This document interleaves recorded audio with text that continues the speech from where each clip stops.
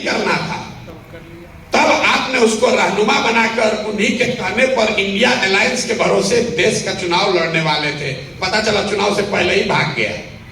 ये तो भला हो कि चुनाव से पहले भागा, लेकिन अगर नहीं भागे होते तो हम आपको लिख के देते। यहाँ जितने जितने दानिश्वर मुसलमान बैठे हो, समझदार बौद्धिक तौर पर प्रबुद्ध लोग, सब लोग जाकर आप लोग नीतीश को वोट देते हैं। जीतने के बाद वो आदमी भागता है।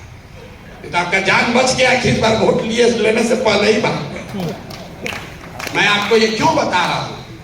आप वो कौम है जहां अभी भागे वहां भागते, खाली चुनाव के बाद भागते। मैं आपको ये बता रहा हूं कि राजनीतिक सलाहियत के मामले में ये कौम सबसे पिछड़ी है। आपसे ज्यादा राजनीतिक समझदारी दलित समाज को भी है, अति पिछड़े समाज को भी, किसी भी समाज को आपसे ज्यादा राजनीतिक सलाहियत। तो यही बात जो मैंने आपको कहा कि पैगंबर साहब ने कहा कि जिस कौम को अपनी रहनुमाओं की समझ ना हो उसके ऊपर जालिम हुक्मरानों को मुसल्लत किया जाता है। बात अगर पैगंबर साहब ने कही है तो गलत नहीं हो सकती है, लेकिन आप अपनी सुविधा अनुसार उसका आधा लाइन पढ़ रहे हैं। आज के हुक्मरान जालिम है ये तो आप पढ़ रहे हैं, उस पर चर्चा कर रहे हैं, लेकिन किस गलती से ये जालिम हुक्मरान आपके ऊपर मुसल्लत किए गए हैं ये नहीं समझना चाहते। इसीलिए आपकी ये दुर्दशा। अब प्रशांत किशोर में आपको रहनुमा दिख रहा है। कोई कह रहा है कि आप बताइए आप कितना हक लीजिएगा, क्यों आप हमसे हक मांग रहे हैं? आपकी अपनी ताकत नहीं है। 18% की आबादी का जिसका दावा कर रहे हैं, जिसका दम भर रहे हैं, 18% की आबादी में कोई लड़का नहीं है जो यहां बैठे और यहां हिंदू समाज के लोग बैठकर कहे कि आप हमारे रहनुमा हो जाइए। कोई तो नहीं कह रहा। हम लोग तो कोई ऊपर से नहीं आए। ये क्यों है? क्योंकि आपके मन में राजनीतिक बंधुआ मजदूरी घुसा दिया गया है। आपको ये बता दिया गया है कि आपको किसी न किसी के पीछे ही चलना है। आप चाहे कांग्रेस के पीछे चलिए या राजद के पीछे चलिए। अब आपको लग रहा है प्रशांत किशोर के पीछे चले। मेरे भाई, किसी के पीछे चलोगे तो आपके साथ धोखा होगा ही होगा। प्रशांत किशोर के साथ चलिएगा तो भी धोखा होगा। जन सुराज अभियान में हम आपको ये नहीं कह रहे हैं कि आकर हमको वोट दे दीजिए, हमको बना दीजिए, हम आएंगे सबका चिंता कर लेंगे। जिस कौम में लोग अपनी चिंता नहीं कर रहे हैं, जिस कौम में लोग अपने बच्चों की चिंता नहीं कर रहे हैं, उसकी चिंता प्रशांत किशोर कैसे कर लेंगे? कैसे कर लेंगे आप बताइए? हम गांव में चलते हैं, जो मुसलमानों के बड़े गांव हैं। एक जो नई चीज हमने देखी, जो मुसलमानों के बड़े गांव हैं जिसकी आबादी 3000 से ज्यादा है, वहां बिहार तो पूरा ही गरीब बदहाल है, लेकिन जो मुसलमानों के बड़े गांव हैं वहां पर मुझे सबसे ज्यादा गरीबी फटहाली दिखी।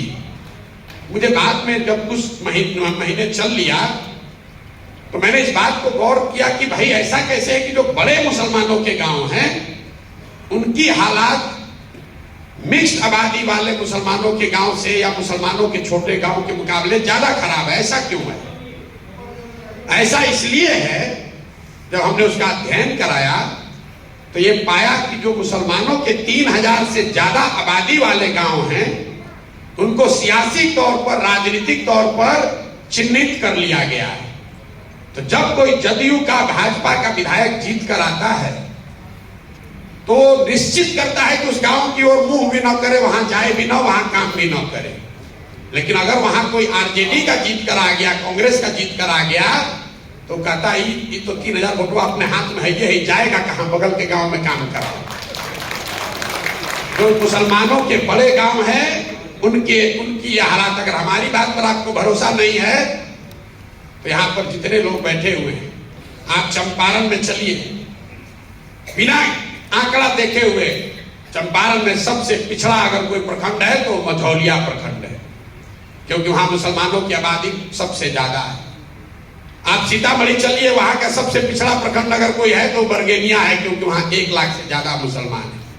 दरभंगा में, मधुबनी में, बिना आंख बंद करके किसी जिले का जो सबसे पिछड़ा प्रखंड है उस पर उंगली डालिए, वहां पर मुसलमानों की संख्या सबसे ज्यादा होगी। और आपको दिख ही नहीं रहा। आप वोट दिए जा रहे, 30-40 साल से वोट दिए जा रहे। लोग कोई किसी को वोट क्यों देता है? वोट देने के 3 ही कारण है। आप वोट देते हैं अपना और अपने बच्चों के विकास के लिए। दूसरा, आप वोट देते हैं अपनी राजनीतिक भागीदारी के लिए। तीसरा, आप वोट देते हैं अपने राजनीतिक विरोधी को हराने के लिए। आप प्रशांत किशोर धनसुराज को छोड़िए, पिछले 30-35 साल से आप जो कर रहे हैं उसको जरा इन 3 कसौटियों पर कस कर देखिए। यहां बैठा हुआ कोई मुसलमान नहीं कह सकता है कि 30 साल से राजद को, लालटेन को वोट देने से आपके बच्चों का विकास हुआ। कोई नहीं कह सकता है। अभी एक एमएलए साहब ने कहा लालू जी के राज में आवाज मिली। बिल्कुल मिली, वो सिर्फ मुसलमानों को नहीं मिली, जितने सामाजिक तौर पर गरीब और पिछड़ा है सबको मिला, और उसके लिए लालू जी का सम्मान होना चाहिए। हम रोज मन से कहते हैं, मुसलमानों के भी गांव में, हिंदुओं के भी गांव में। लेकिन लालू जी ने जिन वर्गों को आवाज दी उनके बच्चों को पढ़ाई की व्यवस्था नहीं कराई। लालू जी ने जिन वर्गों को आवाज दी उनको कभी जमीन नहीं दिया। यहां बिहार में भूमि सुधार नहीं लागू किया। लालू जी ने जिनको आवाज दी उनको पैसा पूंजी इनका व्यवस्था नहीं कराया। नतीजा क्या हुआ? आप भीड़ में लालू जी की आवाज बन के रह गए, आपके बच्चों को पढ़ाई रोजगार नहीं हुआ। तो जो काम उन्होंने किया है उसके लिए सम्मान होना चाहिए, लेकिन जो काम नहीं किया उसका भी विवेचना होना चाहिए। आप 30 बरस से लालू जी को वोट देते हैं, आंख बंद करके देते हैं, आप कुछ भी दावा कर ले, सब जानता है आपको विकास